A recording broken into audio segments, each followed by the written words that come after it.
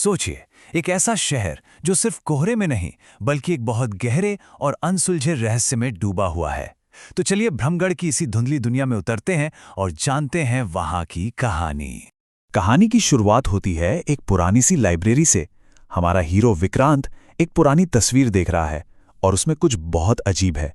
जिस जगह उसके दोस्त का चेहरा होना चाहिए, वहां बस एक धुंधला सा निशान है। ऐसा लग रहा है मानो किसी ने हकीकत को ही उस तस्वीर से मिटा दिया हो। और बस यही एक छोटी सी अजीब सी घटना इस शहर की छिपी हुई सच्चाई को खोलने वाली पहली कड़ी बन जाती है। यहीं से भूलने का एक खौफनाक सिलसिला शुरू होता है। विक्रांत की बेचैनी और घबराहट तब बढ़ जाती है जब वो देखता है कि समीर नाम सिर्फ उसकी डायरी से मिटा नहीं है, बल्कि जब वो उसे दोबारा लिखने की कोशिश करता है तो स्याही कागज पर टिकती ही नहीं।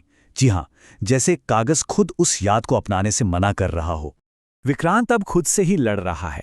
वो एक ऐसी याद को बचाने की कोशिश कर रहा है जिसे हर सबूत, हर चीज झुठला रही है। वो खुद पर शक करने लगता है, लेकिन उसका दिल है कि मानने को तैयार ही नहीं।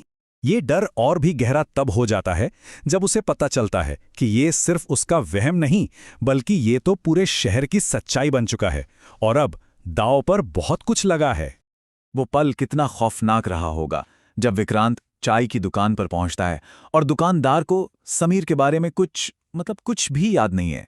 यही वो पल है जो विक्रांत की याददाश्त और शहर की सामूहिक भूल के बीच की भयानक खाई को दिखाता है। अब विक्रांत को एहसास होता है कि ये कोई मामूली भूल नहीं है। ये तो शहर की याददाश्त में एक सामूहिक, एक अप्राकृतिक शून्य है।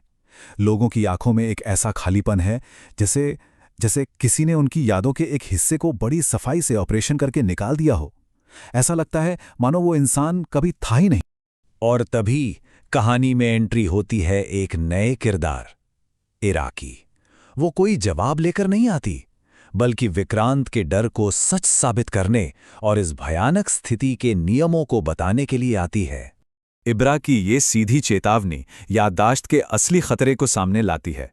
ये बात बिल्कुल साफ हो जाती है कि भ्रमगढ़ में याददाश्त एक बोझ है, एक ऐसा जुर्म जिसकी सजा मिलना तय है।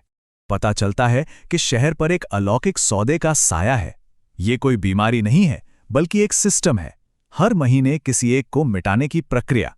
एक ऐसा सौदा जिसकी कीमत हर पूर्णिमा को एक इंसान का वजूद चुकाता है। और ये होता कैसे है? ये प्रक्रिया अपने आप में बहुत डरावनी है। जरा लाइब्रेरी के उस तहखाने का सीन सोचिए, जहां वो समीर नाम को शहर के ऑफिशियल रिकॉर्ड से सचमुच भाप बनते हुए देखते हैं। स्याही हवा में घुल जाती है और एक और इंसान इतिहास से हमेशा के लिए मिट जाता है। अब कहानी अपने क्लाइमैक्स पर पहुंचती है। पूर्णिमा बस आने ही वाली है, और क्योंकि विक्रांत ही वो अकेला इंसान है जिसे सब कुछ याद है, वो उस अनदेखी शक्ति का अगला निशाना बन चुका है।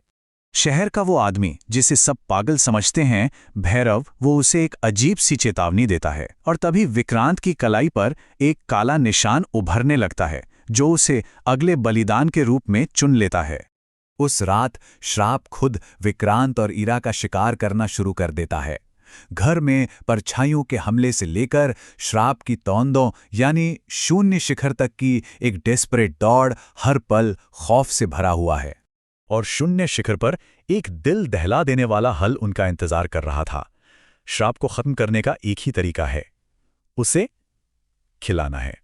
श्राप का भयानक लॉजिक अब सामने आता है। इसे सिर्फ एक स्वैच्छिक बलिदान से ही रोका जा सकता है।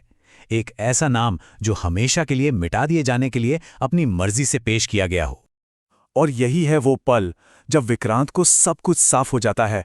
वो समझ जाता है कि उसकी अपनी याददाश्त ही उस शक्ति की ताकत है। खुद को मिटाकर वो इस कनेक्शन को काट सकता है और हर किसी को बचा सकता है। भ्रमगढ़ में एक नई सुबह होती है, एक नई हकीकत के साथ। श्राप टूट चुका है और जो लोग मिटा दिए गए थे वो वापस आ गए हैं, इस बात से बिल्कुल अनजान कि उनके साथ क्या हुआ था। लेकिन इस कहानी का अंत एक दुखद सच्चाई बयान करता है। शहर तो बच गया, लेकिन उसे बचाने वाला अब बस एक खालीपन है। अपने सबसे करीबी दोस्त के दिल में एक ऐसी कमी जिससे कोई याद ही नहीं जुड़ी है। और यहीं ये कहानी हमें एक बहुत गहरे सवाल के साथ छोड़ जाती है। अगर किसी इंसान को याद करने वाला कोई भी नहीं बचा है, तो क्या वो कभी सच में मौजूद था भी? अस्तित्व, स्मृति और बलिदान का आखिर रिश्ता क्या है?